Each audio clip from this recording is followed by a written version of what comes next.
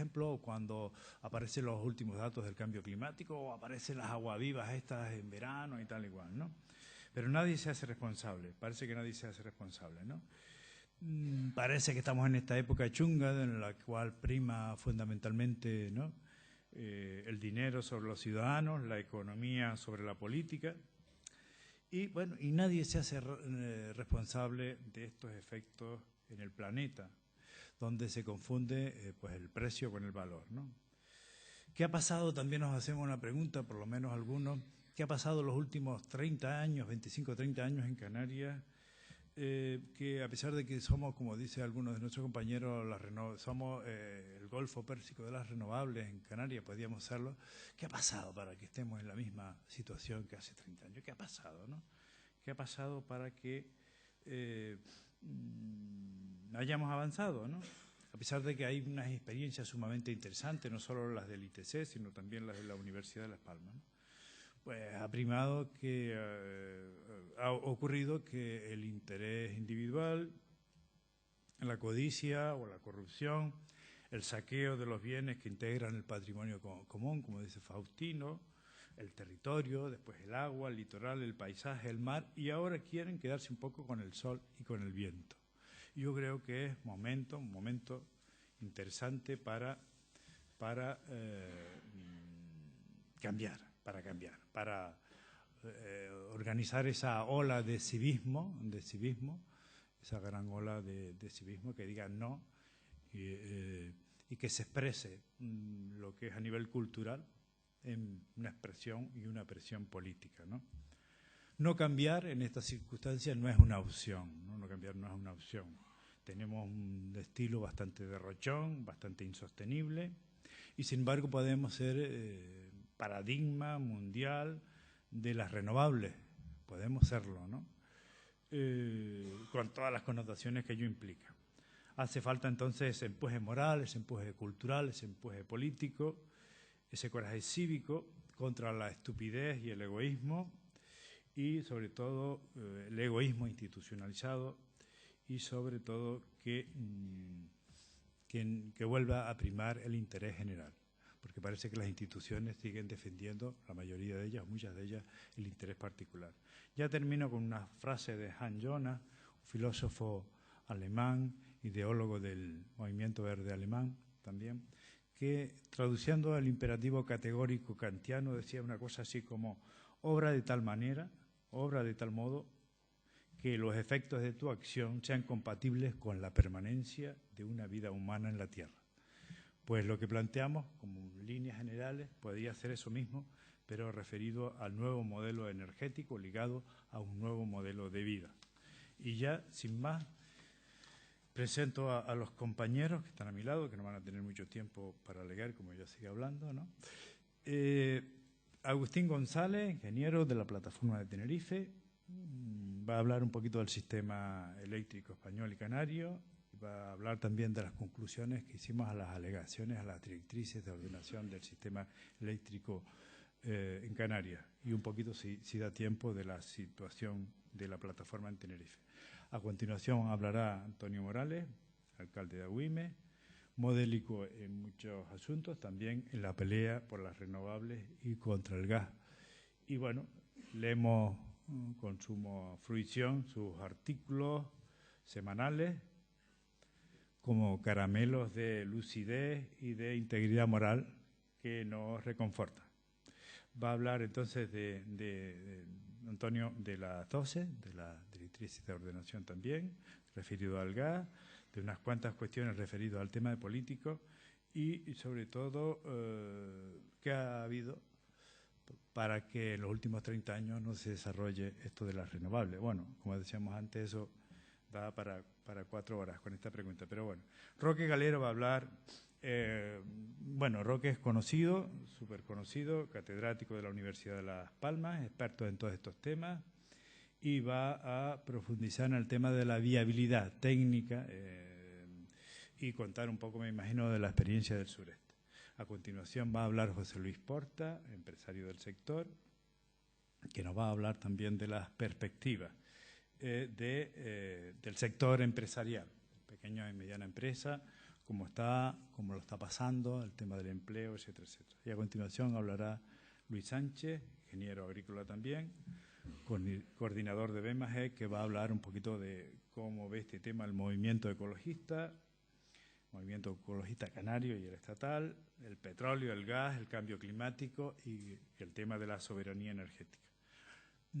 Terminaremos con 10 minutos, como más o menos. Ajustaremos al final alguna posición que no haya quedado clara de esos 10 minutos y establecemos un debate que es lo más interesante. Sin más. Hola, ¿qué tal? Gracias a todos por estar esta noche aquí, el esfuerzo que supone para todos ustedes también acercarse, pero viendo la cantidad de gente que hoy hay aquí, yo creo que nos podemos felicitar todos de que existe ya una inquietud por la energía en general. La percibimos más como un problema a veces que como una solución, pero para eso precisamente nuestra plataforma se llama Nuevo Modelo Energético, ¿no? No solo estamos hablando de cambiar la forma en que generamos y gestionamos la electricidad, estamos hablando de que la energía en sí mismo puede modificar incluso cómo nos organizamos como sociedad, ¿no? Sin ánimo tampoco de extenderme demasiado, sí es cierto, como comentaba aquí el compañero, que el sistema eléctrico en general de Canarias difiere sustancialmente de un sistema continental, es decir, tenemos islas que no solo están separadas por el mar, sino energéticamente incluso tampoco están conectadas. Eso, para un sistema energético convencional basado en las energías fósiles, es un problema, pero para las energías renovables no lo es.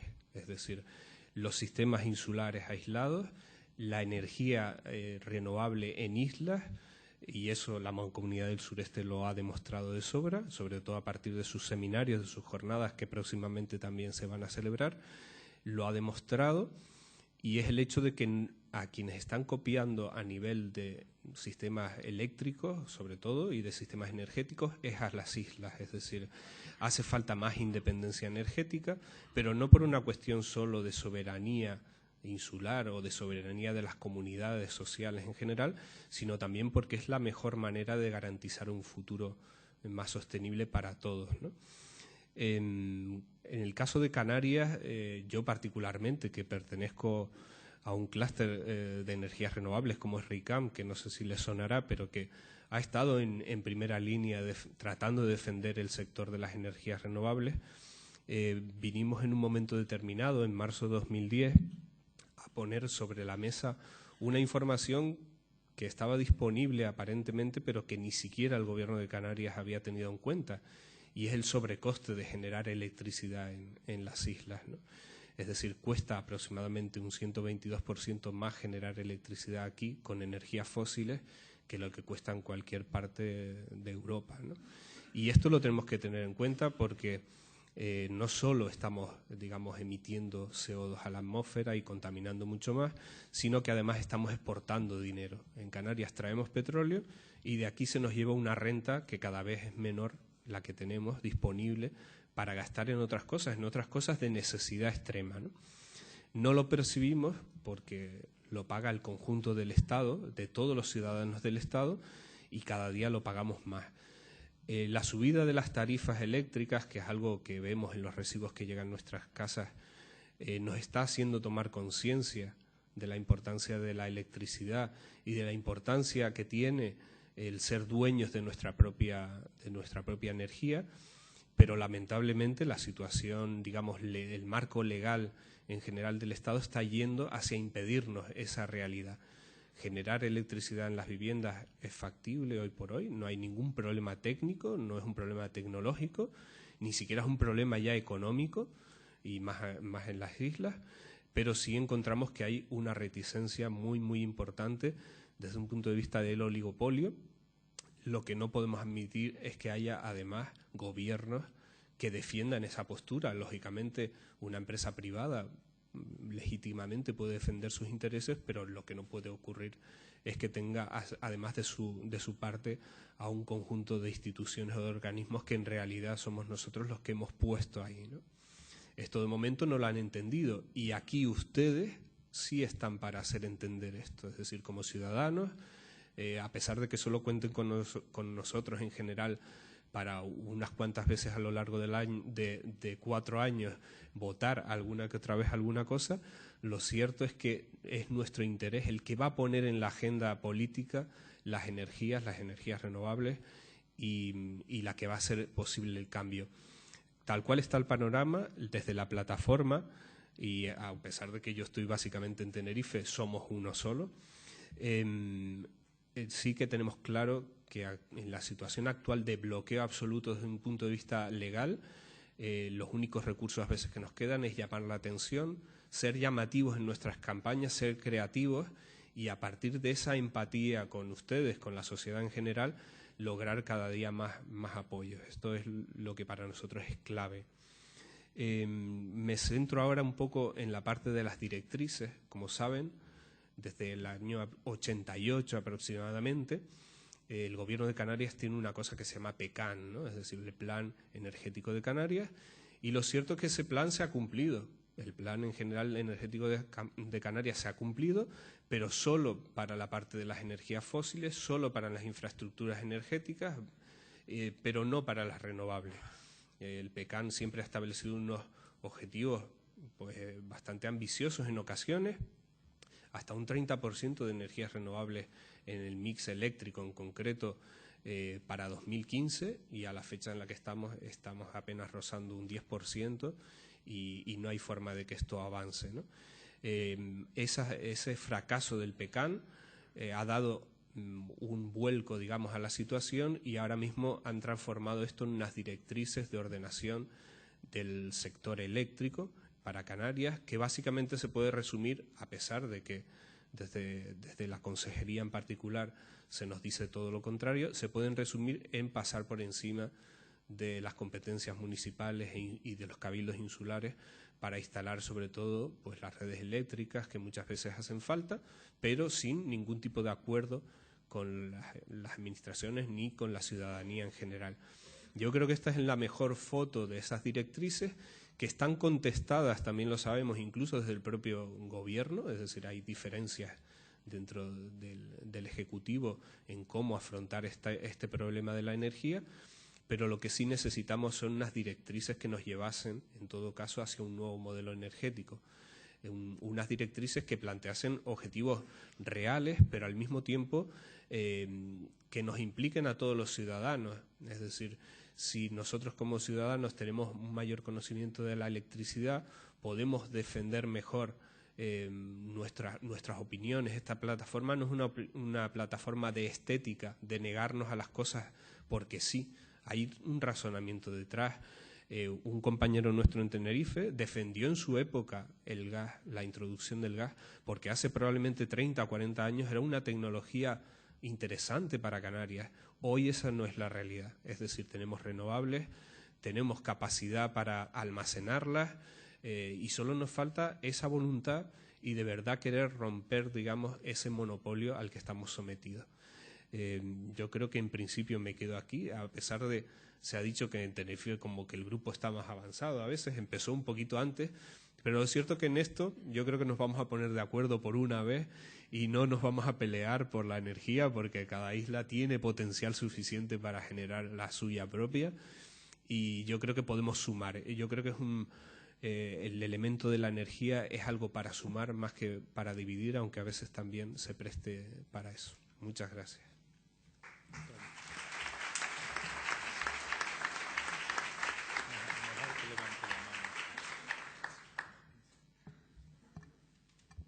Sí, buenas noches. A mí me toca hacer una exposición en la que hable de la energía desde lo global a lo local hasta llegar a las directrices que ha explicado Agustín.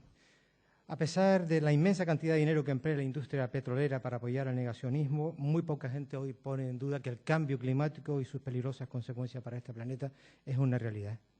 La comunidad científica internacional nos advierte día tras día que una gran parte de la crisis medioambiental se debe a un sistema energético basado en los combustibles fósiles. Más del 80% de la energía primaria del mundo procede del carbón, del petróleo y del gas.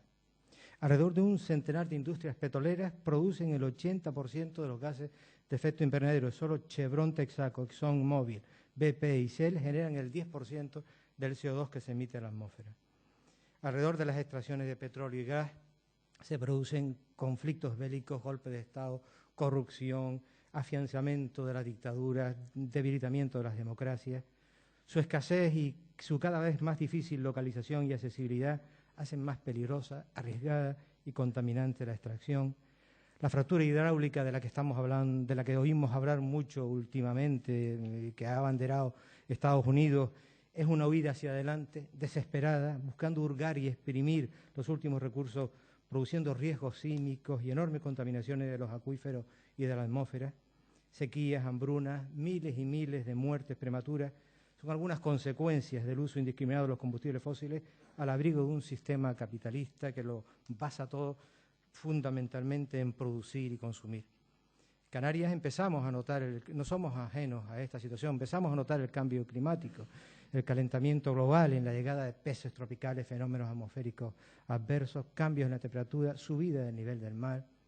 En España el 65% de las emisiones de dióxido de carbono la producen apenas una decena de empresas encabezada por Endesa, Gas Natural Fenosa, Repsol, Hidrocantábrico, Iberdrola y E.ON, el oligopolio de las eléctricas españolas. Y señalo estos datos para afirmar que los expertos consideran que estamos llegando a un punto de no retorno, de efectos perversos irreversibles, pero aportan alternativas. Dicen que debemos embarcarnos urgentemente a nivel planetario en un desarrollo de las energías renovables. La supervivencia de la civilización, insiste, depende de nuestra capacidad de frenar el consumo de combustibles fósiles. Para la Agencia Internacional de la Energía, 2/3 de los combustibles fósiles deberían permanecer sin ser extraídos si queremos evitar las consecuencias del cambio climático. La misma OCDE advierte que se debe elegir entre unos activos fósiles bloqueados o un planeta bloqueado.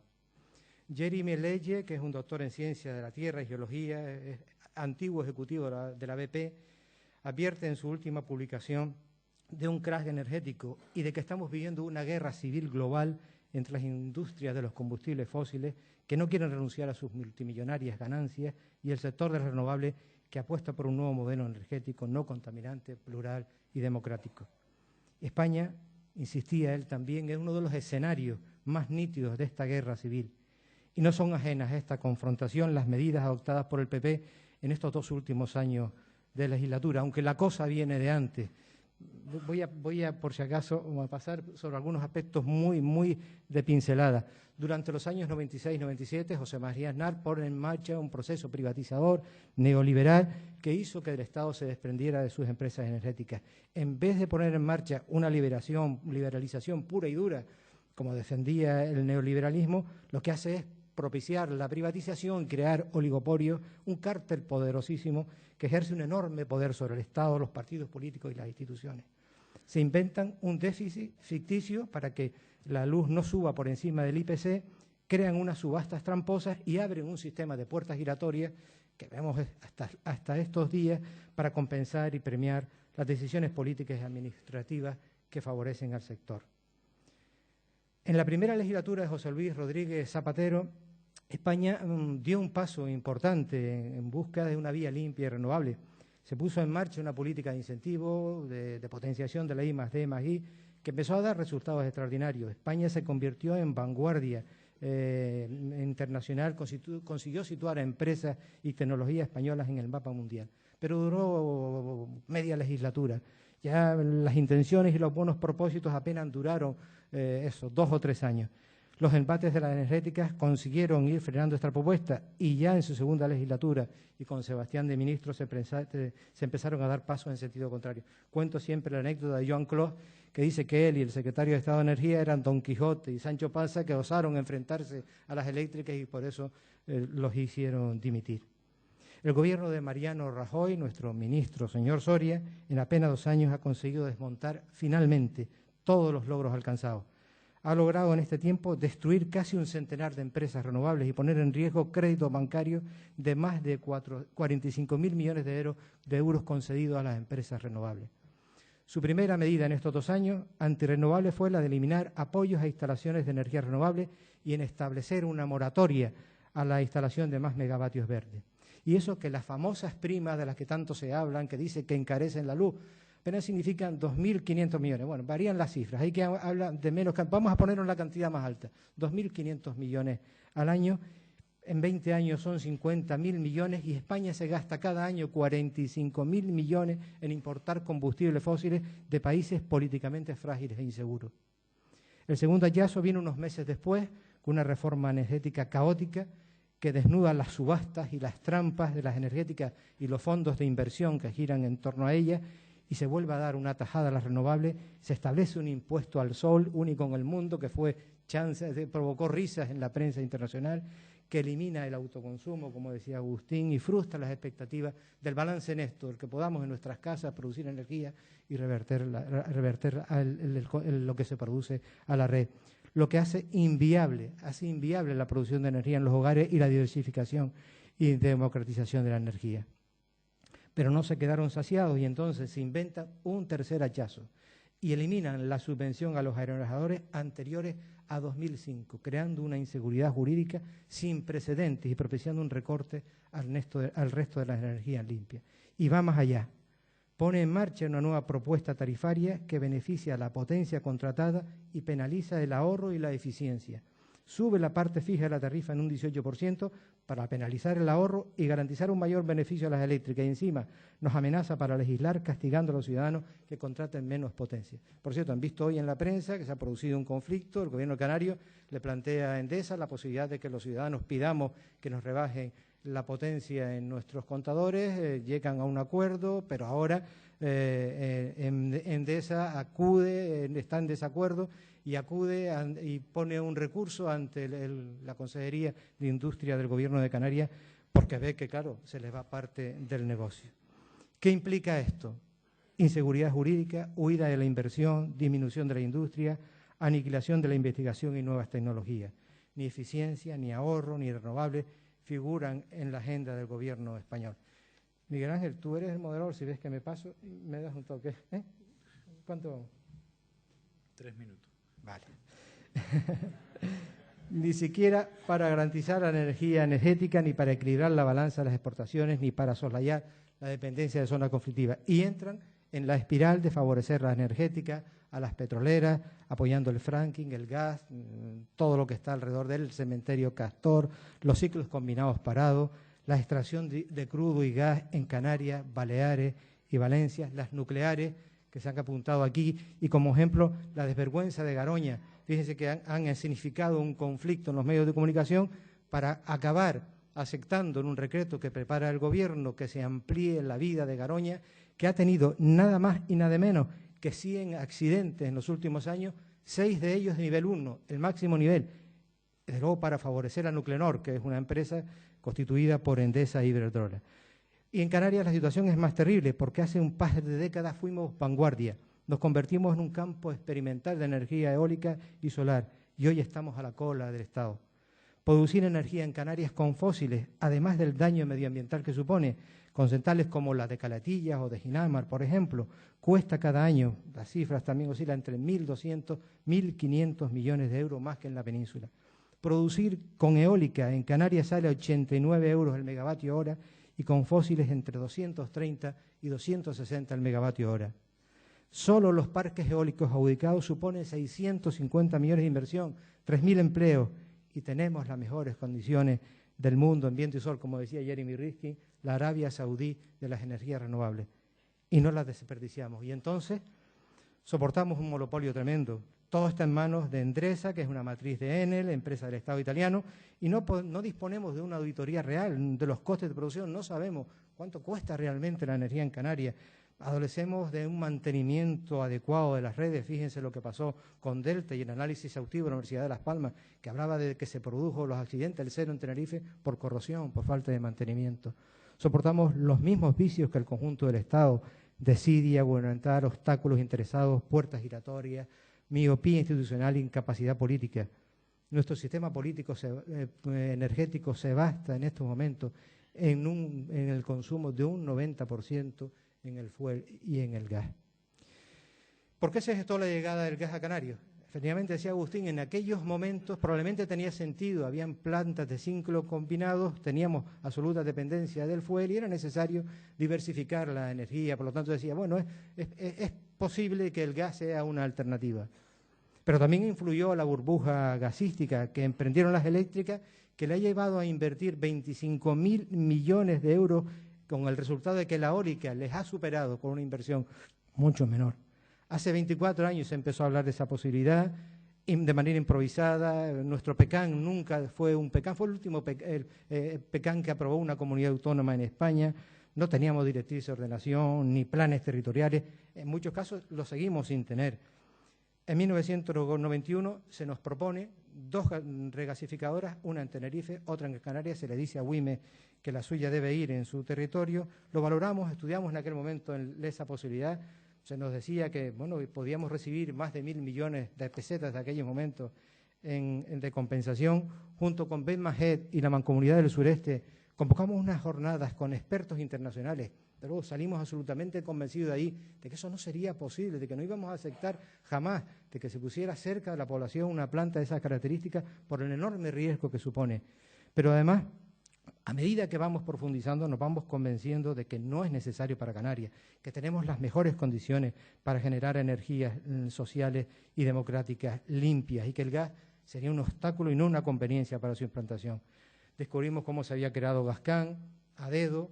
Saben que participa Endesa, el Gobierno de Canarias con una parte pequeña y a través de Sodecan, y las cajas también con una parte pequeña. Y 5 grandes empresarios de Tenerife, los más importantes, Pedro Luis Coviellas, José Fernando Rodríguez de Acero, Antonio Plasencia, Pedro Suárez, y los 5 también más influyentes de aquí. Estaban Satocan, Lopezán, Asticán, El Conde y Laimos, que era una empresa editorial Prensa Canaria que se sale desde que ve el panorama que se le viene encima.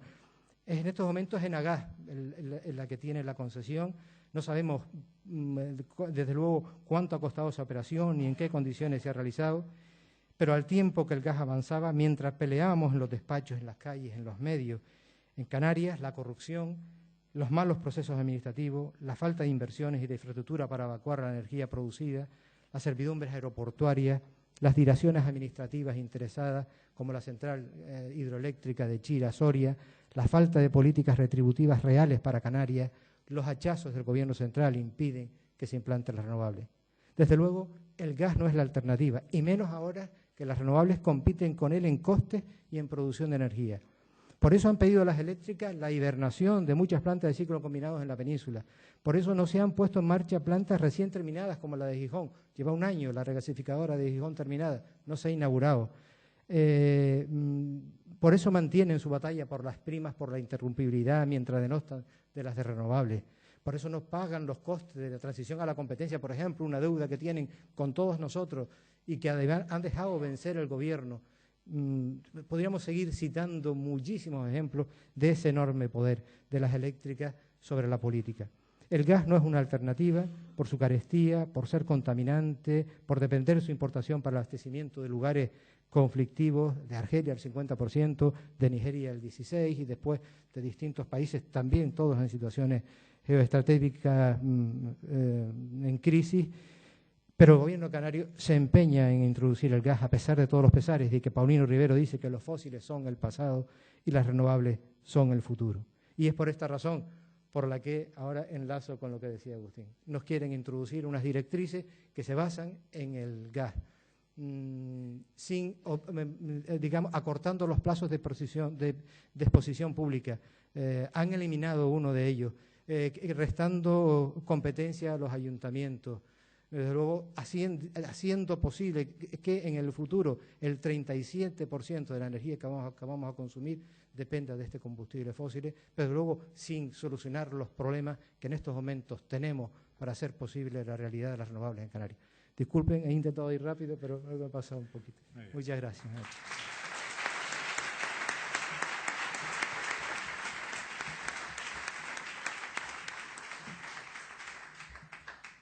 Pues nada, buenas noches a todos, gracias por venir. La verdad es que viendo tanta gente aquí me anima bastante, ¿no? Creo que podemos resolver el problema. Si los que estamos aquí multiplicamos cada uno por 10 o 20, vamos a resolver el problema. 5 mensajes rápidos. Primero, El mundo se enfrenta a un gravísimo problema por primera vez en su historia. Un gravísimo problema. Y además un insoluble problema. En números, en este momento se consumen 82 millones de barriles cada día. Repsol dice que aquí cerca hay 1.000 millones. Esos son 12 días de consumo, por si alguien cree que hay más cosas, ¿no? Todas las grandes fuentes energéticas están en crisis. En el 2050, mañana, muchos que están aquí lo van a ver, no habrá energía menos de la mitad que hay ahora. Por tanto, el mundo no va a poder seguir manteniendo este sistema de vida, en el mundo occidental al menos, ¿no? En todo caso, hay estudios teóricos en cualquier recurso que se consuma de una forma, como el caso de energía, tiene una vida limitada de 200 años para el 80% de recursos. Fíjense ustedes, si nosotros nos dan, desde que nacemos y vivimos 70 años, energía para vivir 70 años, la estamos despilfarrando y la vamos a consumir en 100 días de vida. Eso es lo que hay. Los recursos no convencionales que comentaba Antonio, el gas no convencional, petróleo convencional, eso nada. Eso como mucho retrasa la crisis en 5 años, como mucho, a cambio de destruir prácticamente todo lo que cuesta por el camino. Para que ustedes hagan una idea, para extraer gas de un pozo de gas no convencional a través del fracking, hace falta, para que se hagan una idea, entre 7 y 20 millones de metros cúbicos de agua, por ejemplo, para que se hagan una idea, ¿no? Y 30 y pico mil, en este caso, litros de productos químicos absolutamente contaminantes. Es decir, cada día generamos charcas, igual que lo estamos generando ahora en el petróleo no convencional en Alaska, que estamos convirtiendo a media Alaska en una basílica, ¿no? En definitiva, cambio climático, comentaba Antonio, inevitable y además puede ser muy rápido y exponencial. Cuanto más se derritan los hielos, más rápido se recalienta. Cuando el permafrost se evapora, digamos, el metano va a la atmósfera, el cambio puede ser tan rápido que nos puede quedar a todos cara de tonto, ¿no? En poco tiempo, ¿no? Tensiones económicas, políticas, sociales. Esto es insostenible. Primer mensaje, ¿no? Segundo mensaje, Canarias se enfrenta a un futuro que puede ser aterrador si no hacemos nada. ¿Por qué? Bueno, porque no somos absolutamente dependientes del petróleo. Nosotros consumimos 7 millones de toneladas de petróleo cada año. 7 millones. Esos son 51,4 millones de barriles cada año o 141.000 barriles de petróleo cada día. Eso estamos consumiendo nosotros, ¿no? ¿Cuánto nos cuesta eso en este momento a costes actuales? Pues la friolera de cerca de 5.000 millones de euros cada año, ¿vale? Sí, es verdad que todo no va a electricidad. Concretamente, el 32% para producir electricidad, el 21% para transporte interior, el 13% transporte aéreo y el 34% transporte marítimo. Transporte marítimo, obviamente, bueno, pues el puerto es el trasiego de puerto que no es consumo nuestro, excepto los transporte interno. El aéreo, pues es lo que nos vienen los turistas, ¿no? Y la comida y todo. Y el 53%, por tanto, consumo interior, donde sí podemos actuar nosotros, si queremos, ¿no? Nosotros producimos del orden de 9 millones de kilovatios hora año en energía eléctrica y eso supone, en términos económicos, 1.500 millones de euros cada año. O sea, Canarias se gasta 1.500 millones de euros cada año en producir electricidad en combustible, a precios actuales, ¿eh? No les puede usted decir qué ocurre si el petróleo se nos pone a $200 el barril. Entonces ya, consecuencias de esto para Canarias. Bueno, ya se las puede imaginar todas, ¿no? Pero luego va a suponer, en primer lugar, y lo quiero decir, una caída espectacular en el número de turistas que nos visitan. Porque cada turista cuando viene de Alemania aquí y vuelve se gasta 400 litros de queroseno. Cada persona, si el avión viene lleno. Por tanto, primera cuestión, el turismo está absolutamente amenazado por un mínimo incremento, aunque sea el coste del petróleo. No les quiero decir si es mucho o si lo restringen, ¿no? En segundo, el coste de la electricidad se va a encarecer también, inevitablemente. Pero para todo el mundo, para las familias y tal, pero especialmente para las empresas turísticas, que tienen que dar una calidad y un confort basados en la electricidad. En tercer lugar, el agua desalada, porque la desalamos toda, la bombeamos de pozos, todo se va a encarecer. La cesta de la compra, pero sí que lo importamos todo. 1 kilo de uvas, yo qué sé, de Chile, incorpora energía, no les cuento a ustedes en los 12.000 kilómetros y demás, ¿no? Las islas se van a alejar unas de otras, y desde luego todas del continente. La movilidad interior de un punto a otro de la isla va a ser penalizada fuertemente, va a ser imposibilitada. Es un tema que yo siempre discuto en Tenerife porque creo que están cometiendo un error gravísimo en fomentar carreteras y movilidad. En fin, nuestras industrias van a dejar de ser competitivas porque es tan cara la energía que va a ser muy poco competitiva, especialmente las industrias hoteleras, ¿no? En resumen, una crisis económica, social, política, de consecuencias incalculables. Ese es el futuro que nos espera. Ahora vamos a poner un poco en plan positivo, ¿no? Porque Canarias puede amortiguar, no eliminar, pero sí amortiguar estos golpes. ¿Por qué? Porque disponemos de recursos energéticos renovables fantásticos, los mejores del mundo, del planeta Tierra, grandes posibilidades de ahorro energético por nuestro clima, es estupendo, y grandes posibilidades de acumular energía en forma, por ejemplo, de agua desalada o en forma de electricidad, cosa que no tiene todo el mundo.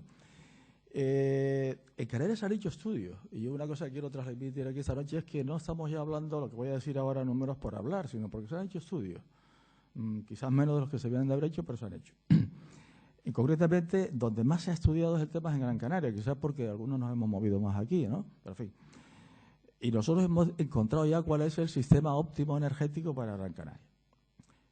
Lo que pasa es que ahora estamos en la fase, con un contrato, por cierto, que se ha firmado con el Cabildo de Gran Canaria, para optimizar no solamente el sistema eléctrico, sino el trinomio electricidad, agua y movilidad eléctrica, que es lo que creo que hace realmente un sistema optimizado y potente. Estamos en ello. Posiblemente en 3 meses, 4 meses tendremos la solución, pero sí hemos hecho el sistema eléctrico, ¿no? En este momento en Gran Canaria, y ahora me refiero solo a datos de Gran Canaria porque son los que tenemos, son prácticamente extrapolables a Tenerife, casi igual, ¿no?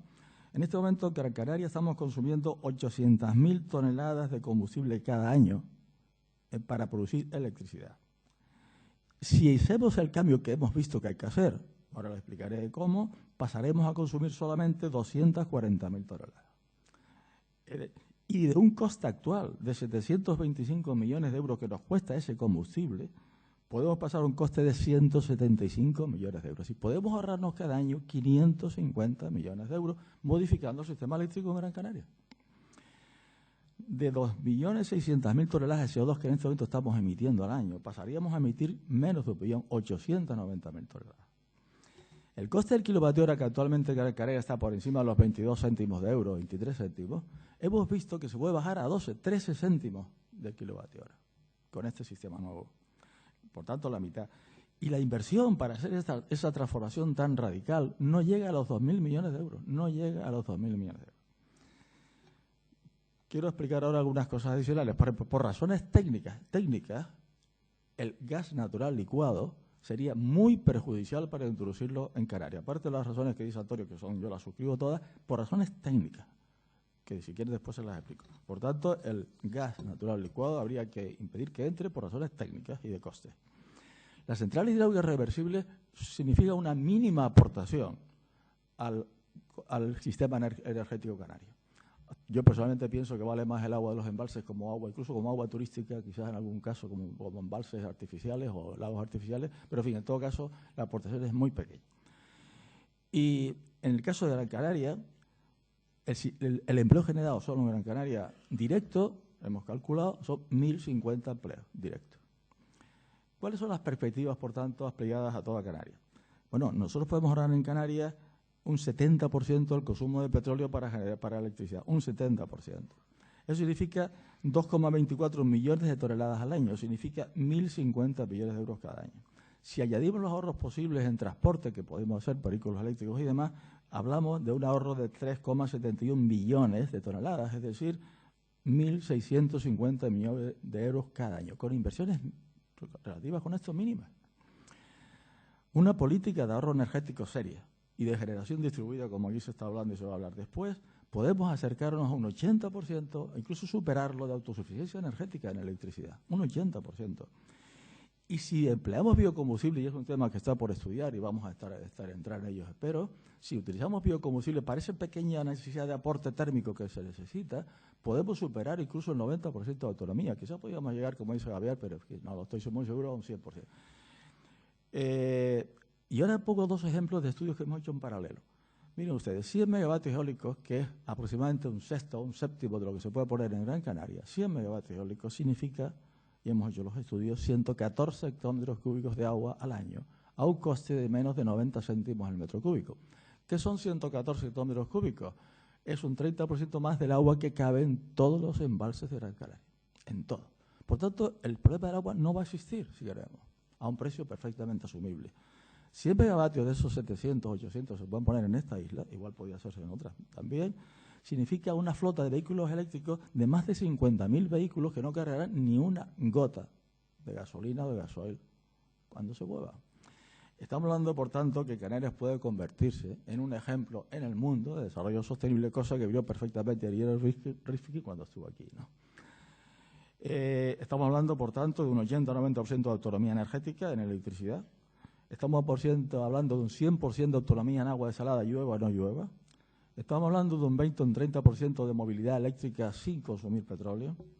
Estamos hablando de sectores turísticos e industrial altamente competitivos, puesto que desacoplaremos los costes de la energía eléctrica de la evolución del coste del petróleo. Los vamos a desacoplar, porque es que casi no lo necesitamos. Por tanto, nuestro sector turístico e industrial va a ser mucho más competitivo.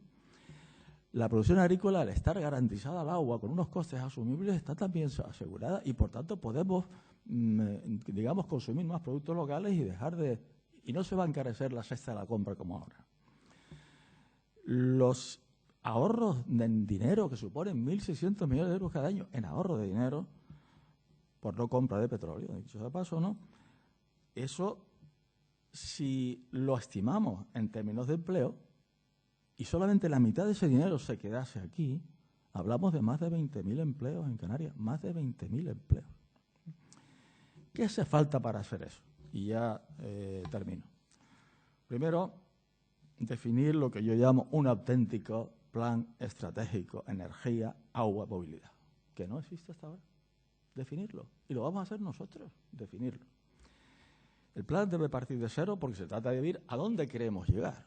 Y lo que sí es necesario, evidentemente, es hacer la transición de lo que tenemos ahora a lo que viene después. En un plazo muy corto de tiempo se puede hacer, por razones que si quieren después les explico. Creo que en cada isla hay que en el territorio definir las plataformas energéticas de energías renovables. En el caso del sureste, que hemos hecho los proyectos, como sabe Antonio, con la universidad, la plataforma energética del sureste equivale a un pozo de petróleo de 14.000 barriles día, que es lo que está sacando hoy Mauritania. Solamente el viento que tenemos ahí abajo. Un aspecto más complicado, pero que es resoluble como todas las cosas, es unificar la generación de electricidad bajo una misma estructura de gestión. Porque claro, el que pone un parque eólico no quiere que le paren las máquinas, ¿no? Y el que pone una central térmica no quiere que se la paren tampoco. Pero el resultado final es que si se combinan ambas cosas, obtenemos 12 céntimos el kilovatio hora, que a todos nos viene bien. Por tanto, habrá que repartir los recursos, ¿verdad? Porque tienen que estar las dos cosas. Y finalmente, y es otra cuenta que ahora está creo que el tema está en manos de los políticos, sinceramente. Técnicamente creo que no es discutible. Estos trabajos los conoce el ministro y no me ha contestado, pero los conoce, ¿no? Hay que implementar normativas administrativas y jurídicas que permitan que los beneficios de este cambio queden en Canarias. Es decir, hay que de alguna forma asociar la producción al consumo en las islas, de manera que se evite la especulación con este recurso. Yo no saco nada con adjudicar en Canarias 1.000 megavatios eólicos si los viene una empresa que ahora resulta que los vende la energía a 10 céntimos el kilovatio y dentro de 20 años lo va a vender a 40, cuando le sigue costando 10. La única forma de que esos parques eólicos se adjudiquen y sean efectivos para Canarias es que no se conviertan en unos sistemas de especulación más con ellos, es decir, que queden asociados al recurso. En definitiva, yo creo que no debemos de vender la idea de poner parques eólicos y solares, debemos de vender la idea de que tenemos que ser más competitivos en nuestra economía. Nuestro sector turístico más competitivo, nuestro sector industrial, más renta disponible a la familia, a base de utilizar estos recursos renovables. Ya termino con una última cosa. Yo creo que el futuro de los canarios me refiero a los nacidos, los residentes y los turistas que quieren venir a Canarias y quieren pasarlo bien aquí porque es su zona de refugio y debe serlo, está en juego definitivamente ahora. Y eso depende de nosotros, Así que me alegro muchísimo que ustedes estén aquí y espero que ustedes sean portavoces de un cambio que desde el punto de vista técnico, económico, es absolutamente posible. Así que, digamos, la pelota está en el tejado de los políticos, ¿no? Bueno, gracias.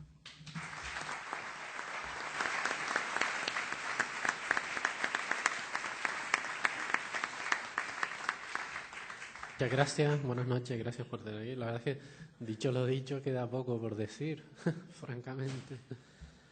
Pero si me permiten un par de pinceladas un poco respecto a las oportunidades que aparecen detrás de este nuevo modelo que planteamos.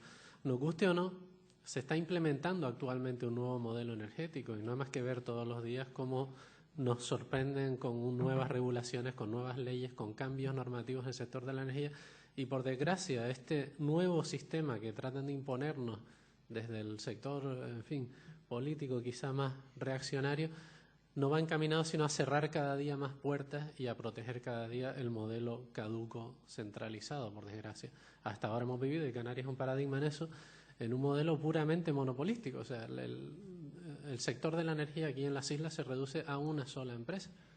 Esto, bueno, sobre todo para nosotros los campeones del liberalismo, pues es un pecado mortal, ¿no?, contra los que defendemos el mercado a muerte. Perdón, que es el puro monopolio que vivimos aquí, ¿no? Lo cual, pues nos ha llevado a la situación donde estamos actualmente.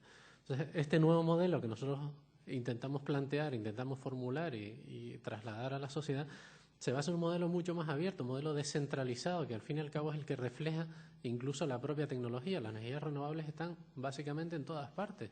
Quien más, quien menos tiene su propio recurso eólico, su propio recurso solar. Afortunadamente aquí en las Islas Canarias pues hemos sido bendecidos por unas condiciones naturales que no hay en otros sitios, ¿no? Y perdónenme que me repita con lo del Golfo Pérsico de las renovables, pero es que resulta una paradoja, ¿no?, que en una tierra como la nuestra pues tengamos unas cifras de energías renovables ridículas, ¿no?, ridículas hasta la paradoja, ¿no? Y por desgracia este mismo modelo que se refleja en el sistema energético se refleja también en el tejido empresarial, digamos, el sector energético. En Canarias, básicamente, el sector energético es una empresa y una pequeña microconstelación de empresitas que son subcontratistas de este gran monopolio que lleva el sistema aquí, ¿no? Y se acabó. Y por desgracia, la mayor parte de la tecnología es importada y a menudo, pues incluso los profesionales, pues también son gente que viene de fuera y después se marcha otra vez, lamentablemente. Este nuevo modelo que nosotros planteamos, basado en las energías renovables, es un modelo esencialmente descentralizado. Y esto se refleja también en el mismo modelo empresarial. O sea, hay multitud de empresitas, incluso microempresitas y microempresarios, como es mi caso y el de muchos otros, que estamos intentando sacar la cabeza, incluso, en fin, llevar a cabo inversiones, en algunos casos cuantiosos, pero por desgracia este nuevo modelo que intentan ponernos por delante lo que hace es cada día cerrar la puerta más y más cerrada, pues incluso a los inversores que en su día pues manifestaron interés por establecerse en Canarias basados en estas tecnologías renovables, ¿no? Entonces, por desgracia, pues al final nos vemos abocados muchos pues a irnos a trabajar a la península o fuera, cuando no al cierre simplemente, porque por desgracia, lo sabes, Agustín, cada vez hay más empresas que terminan por arrojar la toalla, ¿no? Lamentablemente. Dicen que es un sector de futuro, en fin, un nicho de empleo, pues probablemente para el sector de la construcción, que está terriblemente maltratado y donde muchos profesionales se podían reciclar, como podría ser mi caso personal incluso, y resulta que no nos hacen sino cerrar las puertas. Entonces, esta situación es realmente dramática, incluso en algunos casos, y de ahí la necesidad de fomentar y de poner en marcha esta plataforma en la cual están todos invitados, como dijo antes Miguel Ángel, para intentar enderezar las cosas, porque este cambio y este nuevo modelo nos lo están imponiendo ya. Entonces, o somos nosotros los que intentamos reconducir este movimiento, o por desgracia, a la vista está lo que tenemos, ¿no? Lamentablemente. Yo creo que con esto es suficiente. Me voy a permitir una pequeña pincelada medioambientalista para no quedarme solo en el apartado crematístico. Y es que, además de razones económicas y con la viabilidad tecnológica que ya hemos explicado aquí, el cambio climático ya está aquí.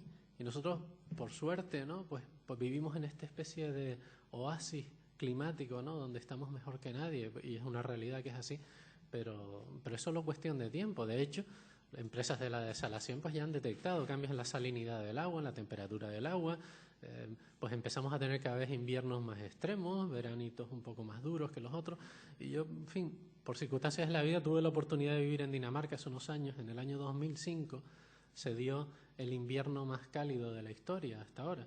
Y en Groenlandia, concretamente, que es un continente helado, como nos explican muchas veces, pues en la Navidad de 2005, en un pueblito pequeño, como me contó una vez un periodista que lo vivió, pues tenían su fiesta de Navidad. Las personas de este pueblo se reunían con motivo de la Navidad y en un momento dado, durante la noche, pues una señora se asoma a la ventana y ve que está lloviendo.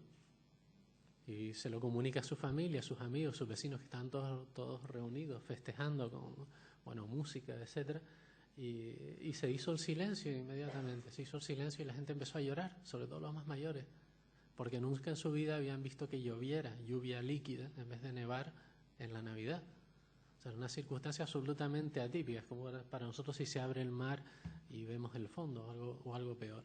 Entonces, el cambio climático es una realidad que ya está, ahora mismo ya se vive en estas latitudes más extremas. Nosotros estamos como un poquito lejos, pero es solo cuestión de tiempo, solo cuestión de tiempo. Entonces, además de razones, digamos, de tipo económico, incluso de justicia social, hay razones medioambientales de las que depende nuestra propia supervivencia como sociedad.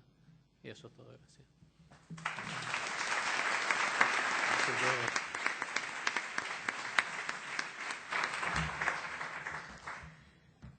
Buenas noches. Antes de nada, agradecer a la plataforma por darle voz al ecologismo en esta mesa y también pues mostrar mi satisfacción y mi alegría de ver esta sala casi llena con tanta buena energía limpia y renovable. Bueno, empezamos. Básicamente, seguro si preguntásemos aquí un poquito qué significa la energía, en qué consiste el modelo energético, el sistema eléctrico, pues habría probablemente muchísimas lagunas, ¿no? Yo, por ejemplo, que el tema tampoco soy ingeniero industrial, pues también me cuesta muchísimo lo que es descifrar lo que son los conceptos de carácter energético, ¿no?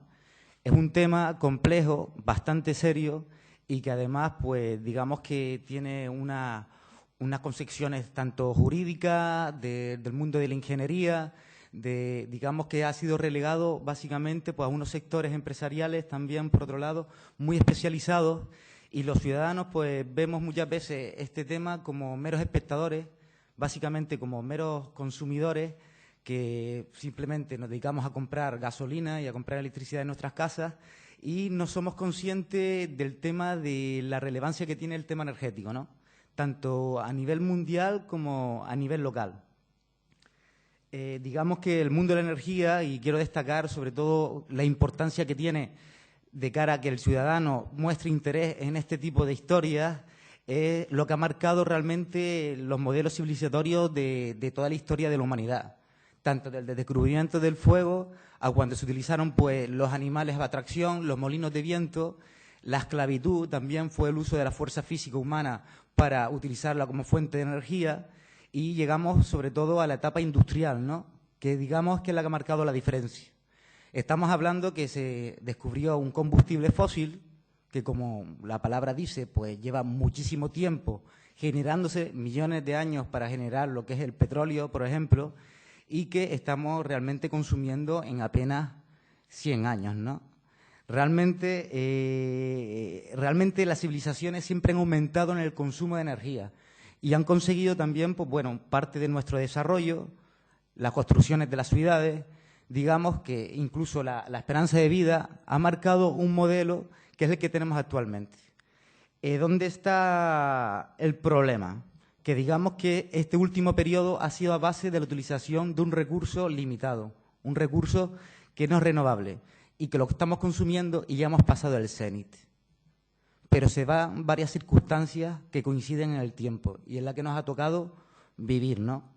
Por un lado, estamos en un momento en el que se están agotando los combustibles fósiles, como vuelvo a repetir, y que cada vez hay que buscarlos más lejos, a grandes profundidades, a más de 1.500 metros de profundidad, como sabemos que estamos viendo en nuestras costas, y cada vez se cubren y suponen más riesgos.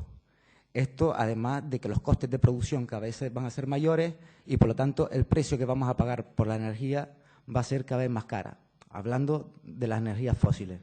Por otro lado, pues, lo que es el acceso a estos recursos limitados planetarios, los países en vía de desarrollo también están demandando este recurso. Y, además, creo que por justicia social tienen que hacerlo en igualdad de condiciones que el resto del planeta. El 20% de la población mundial pues, consume el 80% probablemente de los recursos energéticos de carácter fósil. Estamos hablando de que hay una injusticia social también en el acceso de este combustible.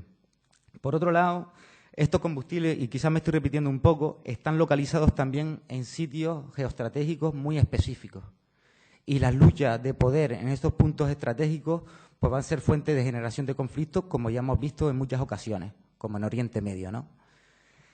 Y, por último, y no quiero olvidar, es el cambio climático, que ahora mismo pues, no se está hablando, parece que no es un tema importante, ahora lo prioritario es lo económico, y no nos damos cuenta de que el cambio climático ya ha empezado, que en los últimos 30 años la temperatura media ha subido un 0,85 grados y que las previsiones es que al final de siglo aumenten 1,5 grados centígrados, con todas las consecuencias que llevan aparejado, desde pérdida de biodiversidad, desde se derritan los polos, al aumento del nivel del mar y las condiciones meteorológicas adversas que cada vez van a ser más radicales.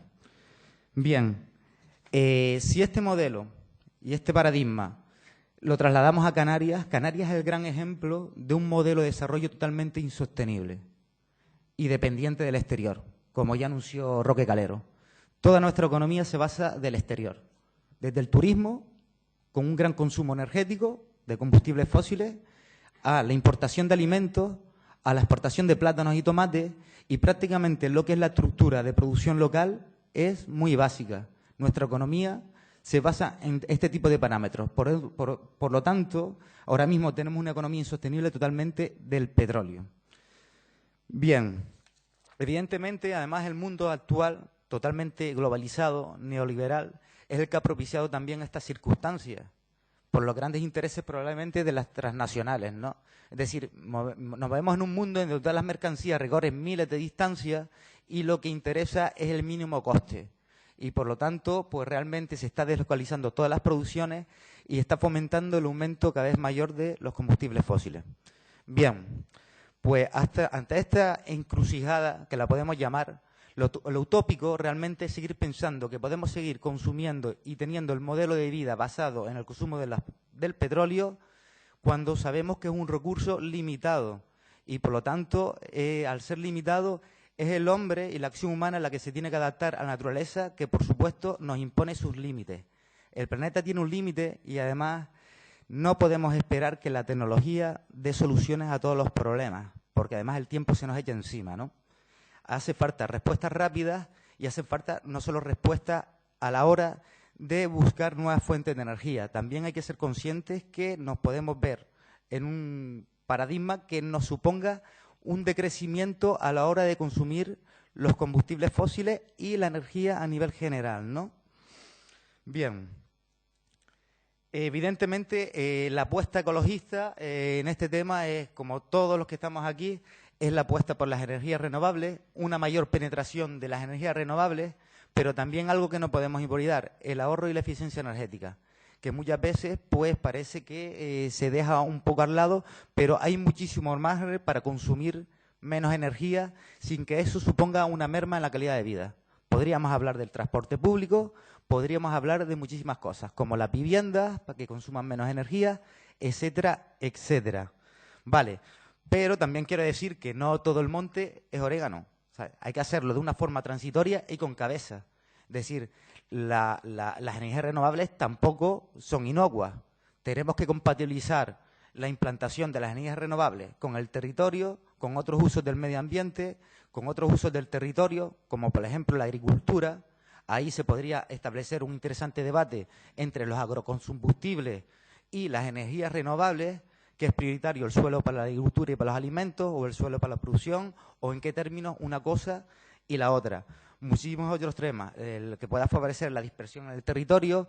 Digamos que hay determinados condicionantes que ahora mismo, por otro lado, no están propiciando el mayor penetración de la energía, ¿eh? No me voy a extender mucho más. Desde los condicionantes de políticos, evidentemente, ahora mismo hace falta también cierta valentía y cierta voluntad política a la hora de apostar por las energías renovables. Ha habido, y se sabe, determinadas relaciones muy íntimas entre determinada clase política y los grandes lobbies empresariales.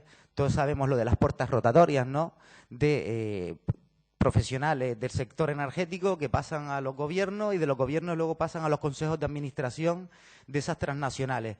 Eso es una relación que también está propiciando de que las energías renovables no avancen, ¿no? Por otro lado, evidentemente, los condicionantes económicos, es decir, la energía, y no sabemos, y esto es un sector estratégico, no es explicable que la energía se haya puesto en sectores privados. Es realmente curioso cuando es un sector que es la base de la economía y de los modelos de desarrollo de los países occidentales, se han dejado en manos de las empresas privadas y parece que ya nos hemos acostumbrado a ello. Parece como que lo vemos como algo normal, ¿no? Yo desde aquí, pues repensar, es decir, hubo un tiempo en que la generación energética era de carácter público, pero más grave todavía es que red eléctrica, la red, que es la que genera y permite los pasos de la energía, también se haya privatizado, dejando solo un 20% en manos públicas, ¿no?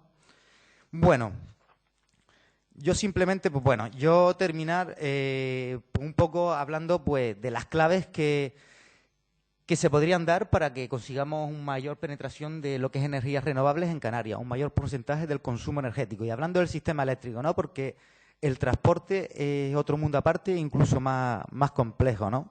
Evidentemente se tienen que dar condiciones técnicas, la red se tiene que flexibilizar, es decir, que permitan una mayor penetración de energías renovables, es decir, las centrales térmicas actualmente concebidas, que tienen unos mínimos rodantes, una palabra muy grande, eso quiere decir un motor con mucha potencia que a la hora de pagarlo, pues digamos que lo que se apuesta es por unos centros de generación, en caso de forma transitoria, que vayan disminuyendo ese tipo de motores, que tengan menos potencia, de manera que serían muchísimo más flexibles a la hora de penetrar lo que es la electricidad generada por las energías renovables. Evidentemente, también uno de los hándicaps de las energías renovables es precisamente que es una fuente, hablando del sol y el viento, no gestionable. Es decir, nosotros no decidimos cuándo hay sol, no decidimos cuándo hay viento. Eso es uno de los argumentos de la parte contraria a la hora de decir que no se pueden implantar las energías renovables. ¿Cuál es la solución? Otras formas de energías renovables, como el almacenamiento, como el proyecto Girasoria, que ahí es como permite que cuando no haya sol, viento, pues inyectar a la red por las caídas de agua, ¿no? Eso es muy importante.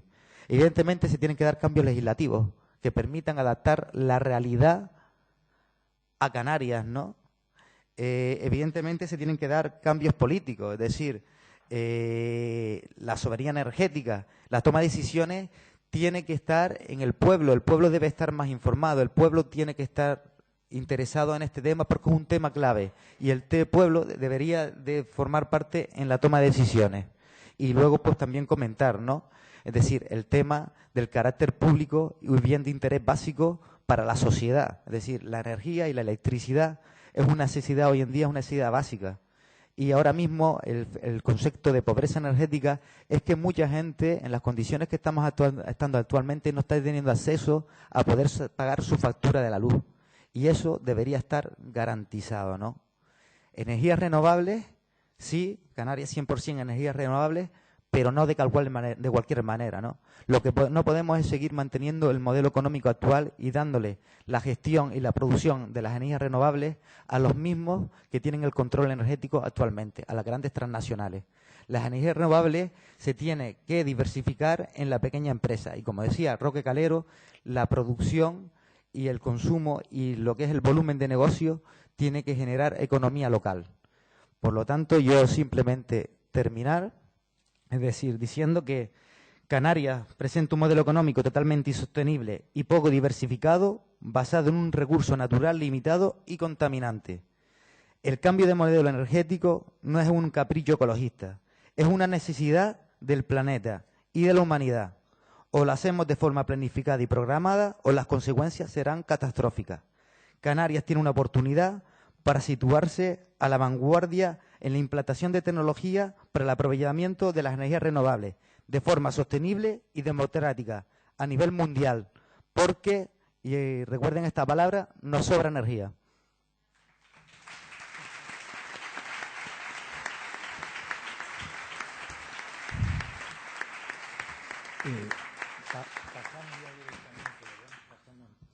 Pues bueno, pasamos ya directamente al debate. Dos cosas. Me olvidé antes de decir que los compañeros de ECUO también están trabajando con nosotros.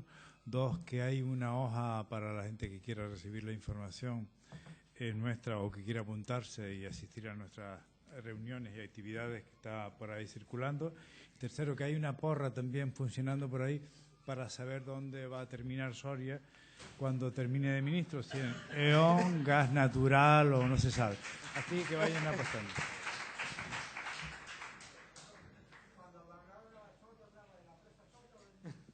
El ministro.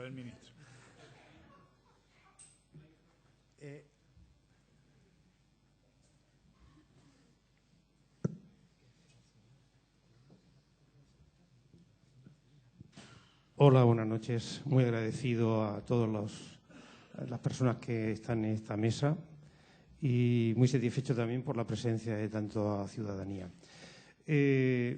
Ayer el secretario general de la Organización Meteorológica Mundial, que es una organización vinculada a la ONU, daba un dato mucho más preocupante con respecto a las consecuencias de la emisión de los gases de efecto invernadero, CO2.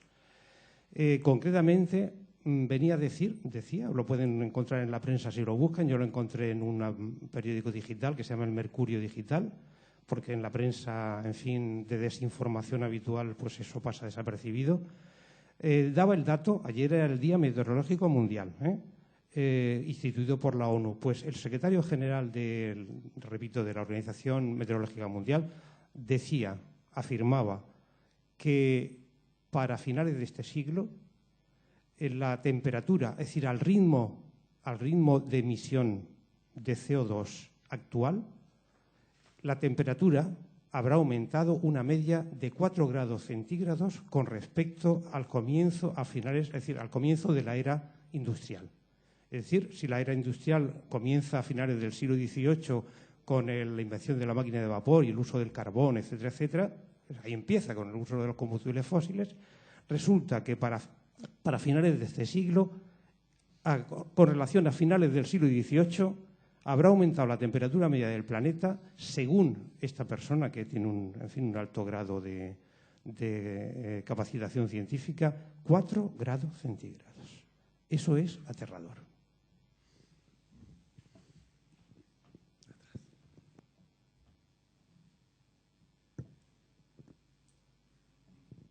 Bueno, felicitar a la mesa y a todos, ¿no? Pues yo creo que es muy interesante que empezamos a tener debates de este tipo, ¿no? Yo estuve este fin de semana en La Palma, me sorprendió una grata noticia, y es que la isla de La Palma hasta 1956 era soberana energéticamente, funcionaba solo con agua, ¿no? Actualmente ese sistema está parado, está caído por negligencia de Endesa, ¿no?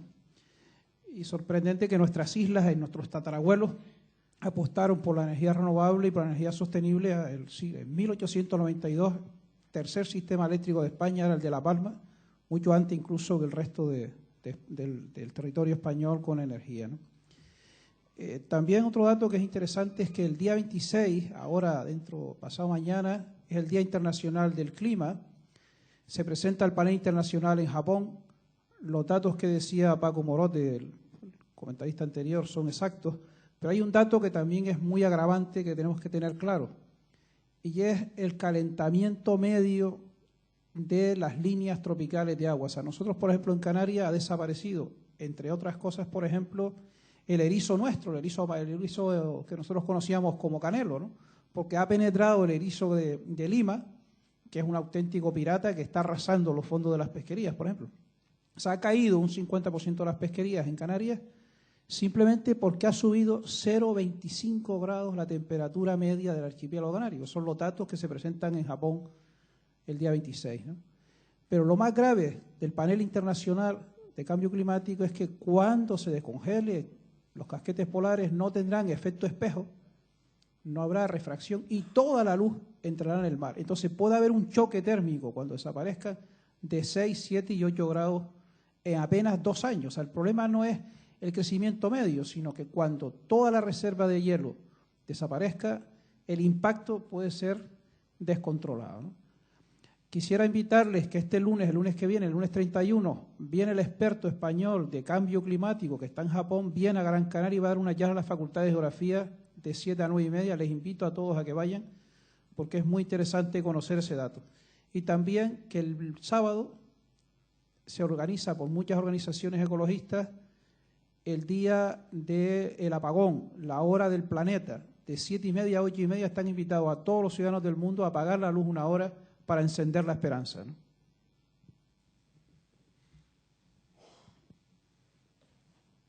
Por aquí delante el señor. ¿Usted quería hablar? Bueno. Hola, buenas noches a todos. Yo quería preguntar, que no he oído hablar de la energía maremotriz ni la geotérmica. No sé si es que no son posibles o... no sé si quién me puede contestar eso. Terminamos las preguntas. Por aquí delante el señor.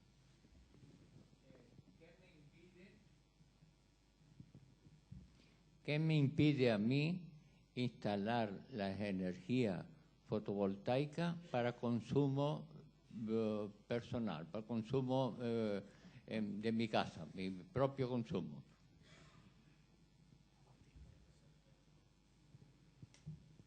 ¿Alguna gente más?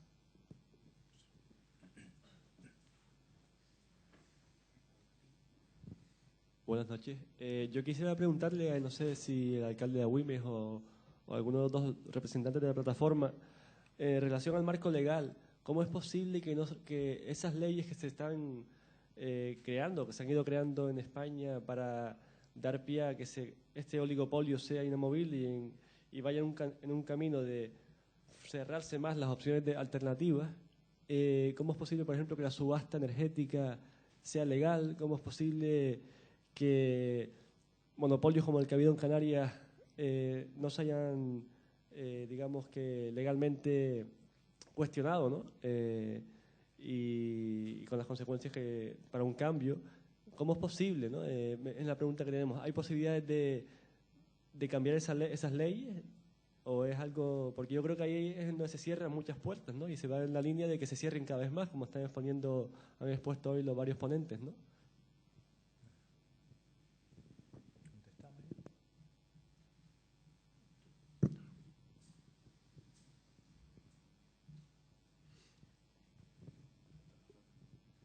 Hola, buenas noches.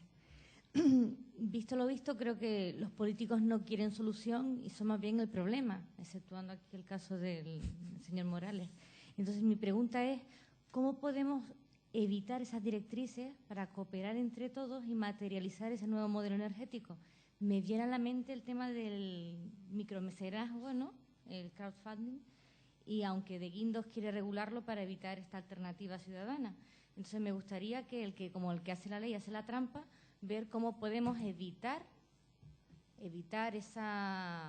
ese limitante institucional y pasar de los políticos simplemente.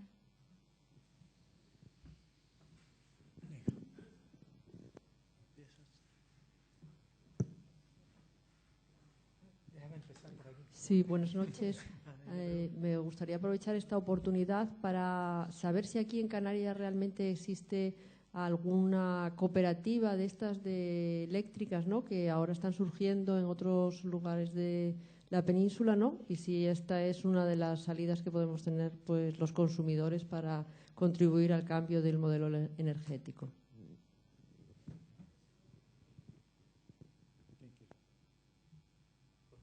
Un par de cosas. Para empezar por el final, en Cataluña existe esta cooperativa, se llama Som Energía, que es como un grupo de consumidores, ¿no?, porque ya están presentes aquí en Canarias. De hecho, creo que está entre el público el señor que representa a este grupo. O sea que sí, existen alternativas y además están disponibles aquí. O sea que Estaba, pero acaba de salir, pero ya estuvo con nosotros en la última reunión de la plataforma. Es probable que en la mesa afuera haya dejado incluso información particular, porque algo trajo. O sea que sí, existe esta posibilidad. Es una cooperativa, tiene una enorme presencia en el Estado español y nosotros, por ejemplo, en el caso del Ayuntamiento de Agüimes, estamos ya iniciando contacto con ellos porque tenemos un parque de consumo asociado que estamos trabajando, buscando fórmulas de financiación y ya hemos establecido contacto con ellos. Además de que coincidimos en Tenerife en la reunión, un debate que también convocó la plataforma en Tenerife. O sea, ya tienen presencia aquí y estamos trabajando en proyectos concretos ya de financiación con ellos. Si me permiten, cualifico un poco más este tema, es decir, Som Energía, que tiene dos aspectos. Uno, por un lado, producir energías renovables a través de ese modelo cooperativo, y por otro lado, la comercialización de la propia energía. Nos expresó en esa jornada en el mes de octubre, noviembre, si no me equivoco, del año pasado, que ellos podrían entrar en el mercado canario a comercializar simplemente energía, que en principio no tendría por qué ser necesariamente verde, pero sí que podría ser una alternativa interesante para ir minando este monopolio en general, a través de simplemente tener 100 socios disponibles en Canarias. Nosotros como plataforma no queremos decantarnos tampoco por un comercializador concreto, porque también sería hacer a lo mejor una publicidad, pero sí ellos están incluso dispuestos a que generemos una cooperativa y ellos transferirnos su forma de trabajo, que no es nada sencillo. Comercializar energía, salvo para las grandes eléctricas, no es un negocio. Los márgenes de rentabilidad son escasísimos y lleva aparejado un trabajo importante y una responsabilidad de los propios cooperativistas, con lo cual hay que planteárselo bien. Enhorabuena al Ayuntamiento de Agüimes, como en tantas otras cosas, por iniciar y por ser un poco esa semilla para dar esa posibilidad, pero transmitido por boca incluso de la propia presidenta Ana Marco. No tienen ningún interés en que en Canarias les surja competencia, porque todo lo contrario, descentralizar incluso hasta la propia cooperativa y transferirnos todo ese conocimiento que ellos ya llevan acumulado.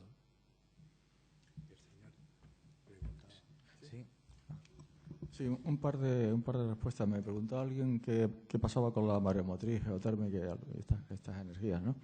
Bueno, hay que distinguir entre la mareomotriz, que es la energía de la interacción Tierra-Luna, las mareas, de la que es las olas, por ejemplo, ¿no? Que es una derivada del viento.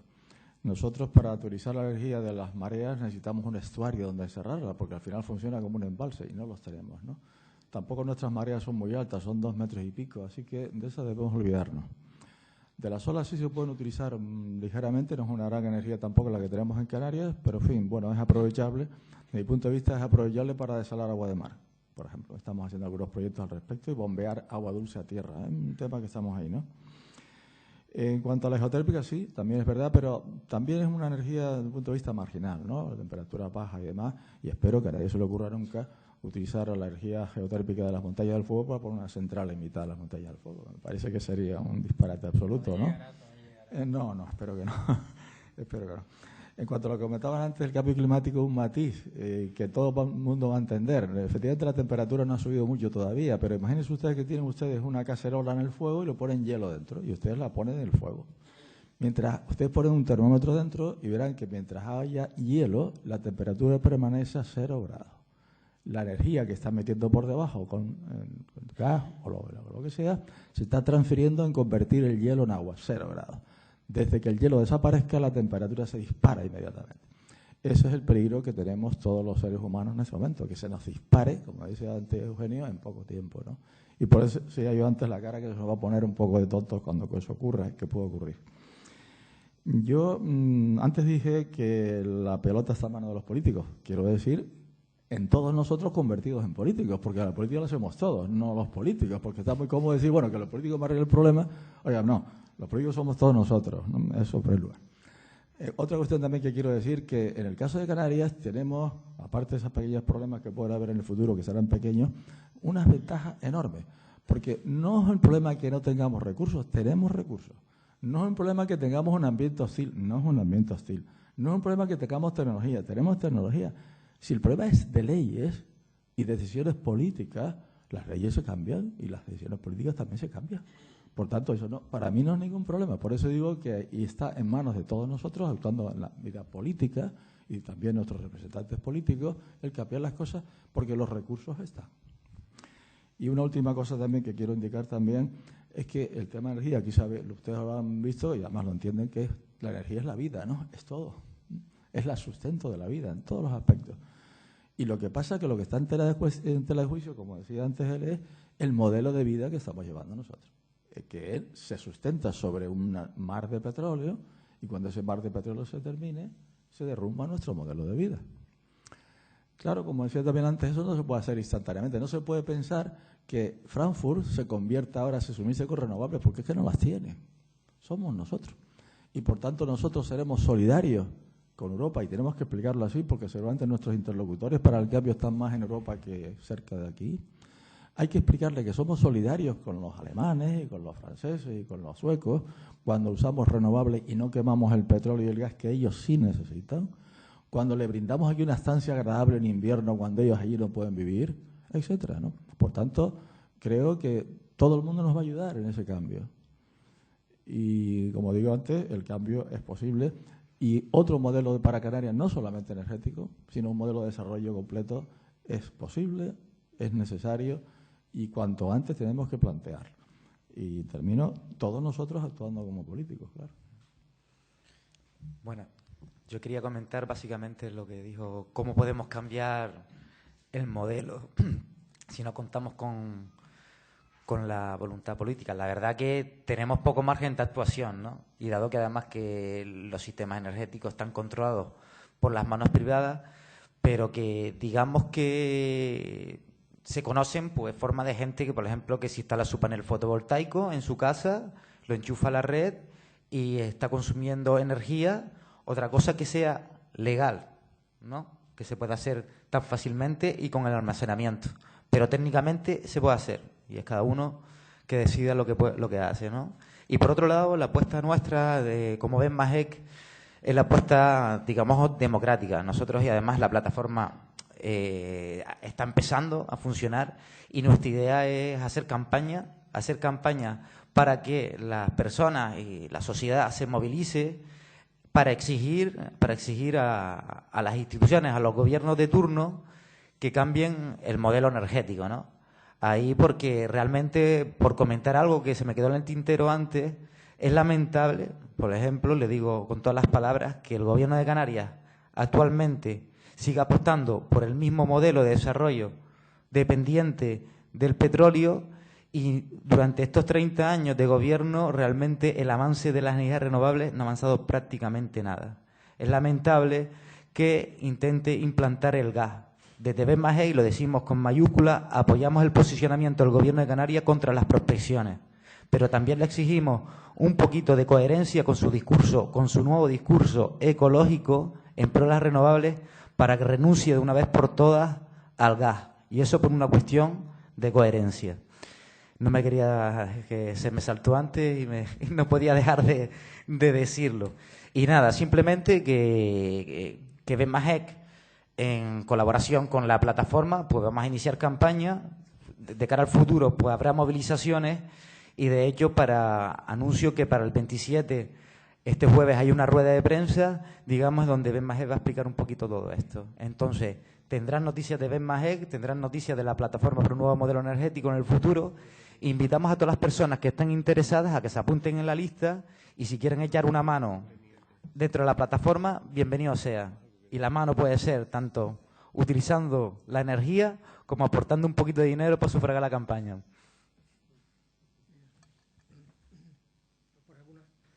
Perdón, para hacer algunas aportaciones sobre algunas cosas que se han quedado pendientes de contestar. Hablabas, yo desde luego no estoy de acuerdo con la generalización que se hace acerca de los políticos. Yo no soy una excepción. Yo creo que hay muchísima gente en política trabajando honradamente, trabajando dignamente, defendiendo dignamente aquello que le han encomendado a sus ciudadanos.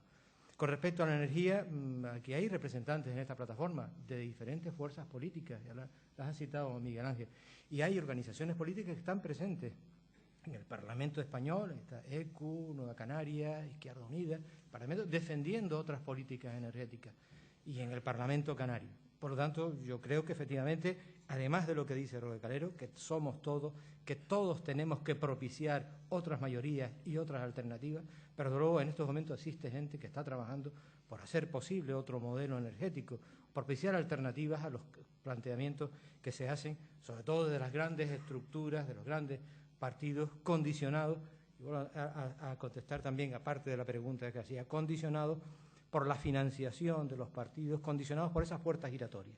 Es decir, esas subastas tramposas que se inventan el señor Rato, que por cierto acaba de contratar el Santander, o sea, porque no hay ninguna vergüenza, o sea, el Santander lo contrata ahora después de lo que hizo en Bankia, pero se lo inventa el señor Aznar el señor Folgado, que era el secretario de Estado, y el señor Rato. El señor Folgado hoy está en Red Eléctrica, el presidente de Red Eléctrica, cobrando 55.000 euros mensuales. Y ese fue el señor que inventó la subasta para que nosotros no pagáramos más que el IPC. Claro, y se inventa una subasta que no la entiende nadie, pero que además que aplica unos precios en el momento en que la energía, para hacer un resumen, porque esto es muy complicado y hay que explicarlo más con muchísimo más detalle, pero se aplica el precio de la energía más cara en el momento más caro, obviando los precios de las renovables, los precios de las hidroeléctricas amortizadas o de las nucleares amortizadas. Por lo tanto, nos llevan a eso, que intervengan además fondos que juegan con nuestro dinero y especulan en ese momento, en cada momento, con el precio de la subasta. Pero claro, tiene mucho que ver con esas puertas giratorias, con la presencia, no es casualidad que el señor Aznar esté en Endesa cobrando de entre 200 y 300.000 euros, el señor González, que se aburre en gas natural, cobrando también entre 200.000 y 300.000 euros. Y además de eso, pues muchísima más gente. Tiene que ver con todo eso, ¿no? Con esas puertas giratorias y con el sistema que está putefacto, ¿no? Porque está podrido y ese es el problema, el gran problema que tenemos que cambiar entre todos. Y con respecto al autoconsumo, es posible. El problema es que yo hablaba de 3 hachazos a las renovables. El tercero es que además ahora se impone ese impuesto al sol, se cobra un peaje. Usted quiere poner una placa en su casa, pues tiene que pagar ahora un peaje a la compañía eléctrica, porque si está utilizando usted sus infraestructuras. Por lo tanto, eso hace más difícil que usted amortice su instalación. Usted la compra y dice, bueno, yo voy en lo que me ahorro de energía, pues voy a pagar lo que me gasto en placas, en infraestructuras, X años en amortizarlo. Pero ahora, a ponerle un peaje, usted va a tardar mucho más tiempo. Disuaden a los ciudadanos en que hagan esa inversión e impiden en que la energía que nos sobre, nosotros se la podamos vender a la compañía y que nos la paguen al precio que establezca el Boletín Oficial del Estado. Eso es lo que se ha impedido. Esa es la energía que se consume en el 51% en Alemania y a nosotros se nos impide hacer ese tipo de cosas, ¿no? El balance neto, el autoconsumo, que vendiéndole a las compañías la energía que nos sobre.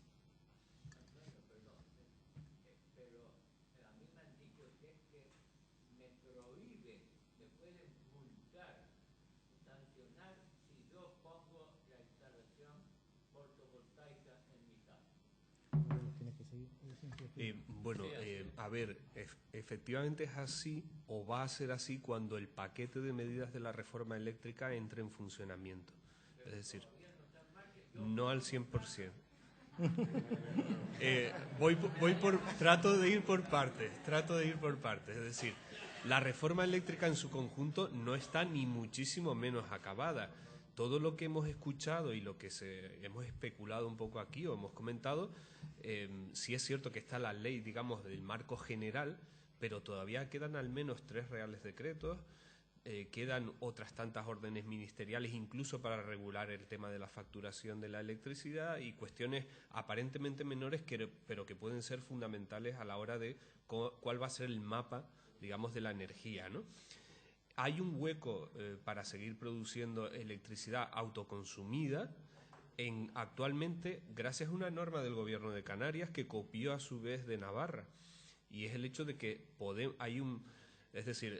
cuanto más se prohíben a veces hacer cosas, más se nos agudiza la imaginación. Y unos ingenieros españoles inventaron un sistema, un inversor que evita el vertido a la red de la electricidad que se pueda generar dentro de una vivienda, por ejemplo. Entonces, como evitamos ese vertido a red, esa electricidad solo la consumimos dentro de nuestra vivienda y esa es una forma de legalmente seguir consumiendo energías renovables. Eso se llama autoconsumo total. ¿Qué es lo que ocurre? Que no nos permite explotar al 100% las posibilidades de las renovables, porque cuando hay sol normalmente no es el horario habitual de estar en casa.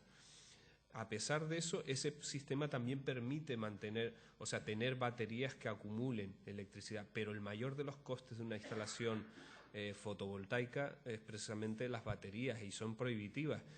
Quien dispone de una posición económica a lo mejor desahogada se lo puede permitir porque a lo mejor no le preocupa recuperar esa inversión en 10, 12 años. De hecho, las pocas empresas que siguen trabajando aquí en renovables están sobreviviendo gracias a eso y gracias a ciudadanos extranjeros muchas veces con una buena conciencia ambiental y con unas cuentas económicas, digamos, más o menos solventes, que se pueden permitir pagar estos sistemas, ¿no? Pero desgraciadamente, cuando entre de verdad esa reforma en marcha, el peaje de respaldo no solo se va a aplicar a la electricidad que vertamos a la red eléctrica, sino al conjunto de electricidad que generemos en nuestras viviendas, aunque no la entreguemos a la red. Es decir, vamos a pagar por todo. Eso es lo que hace inviable de verdad el autoconsumo a largo plazo, ¿no? La última palabra, Cecilia.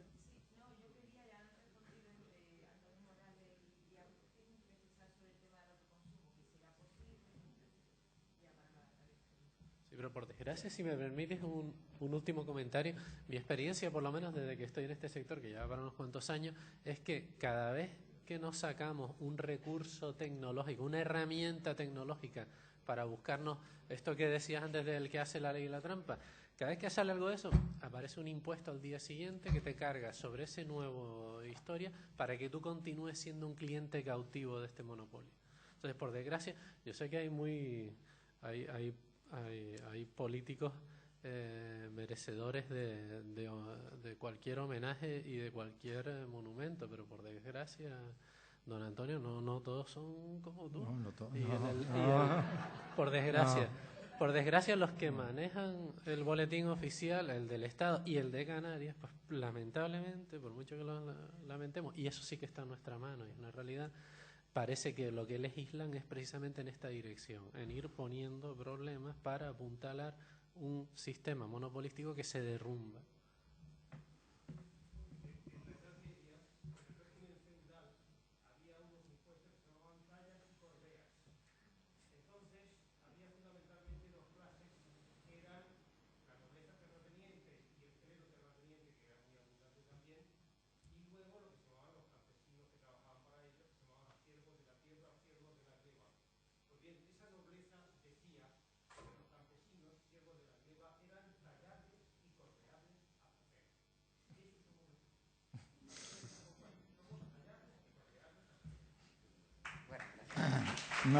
Hay una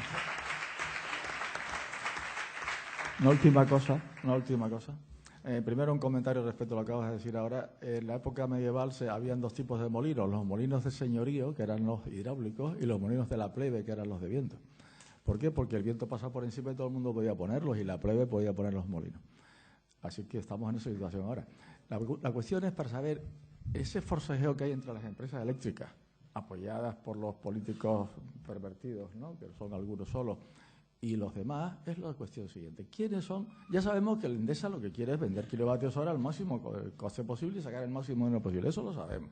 Y ese es nuestro problema, podemos decirlo así. ¿Quiénes son nuestros aliados? Todos los que consumen energía y no quieren pagarla muy cara. ¿Quiénes son esos? Los organismos oficiales, me refiero a ayuntamientos, cabildos, porque si ellos disminuyen su consumo energético o tienen unos fondos adicionales, pueden distribuir esa riqueza en la gente a través de los apoyos sociales, etcétera, que tienen. Por tanto, tenemos todos los ayuntamientos y cabildos aliados. Segundo, tenemos las grandes empresas que consumen energía y no les interesa pagarla cada año más caro. Esos son nuestros segundos aliados.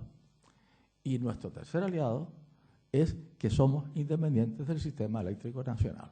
Y, por tanto, tenemos todas las necesidades, todas las posibilidades y todas las bendiciones para no seguir el mismo ritmo que siguen en la zona continental. Así que, si nosotros somos capaces de enfocar por ahí las cosas, estoy seguro que podemos ganar la batalla, Antonio.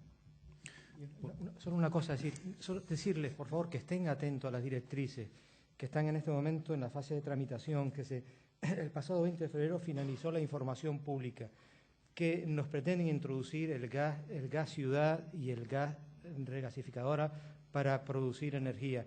Estemos atentos porque nos jugamos muchísimo en esta propuesta para los próximos años. Yo creo que estamos centrando todo, que hay que desde luego preocuparnos y tenemos que combatir lo de las extracciones de fuel, pero también no podemos olvidarnos de que por ahí nos pueden meter un gol muy importante para los próximos años.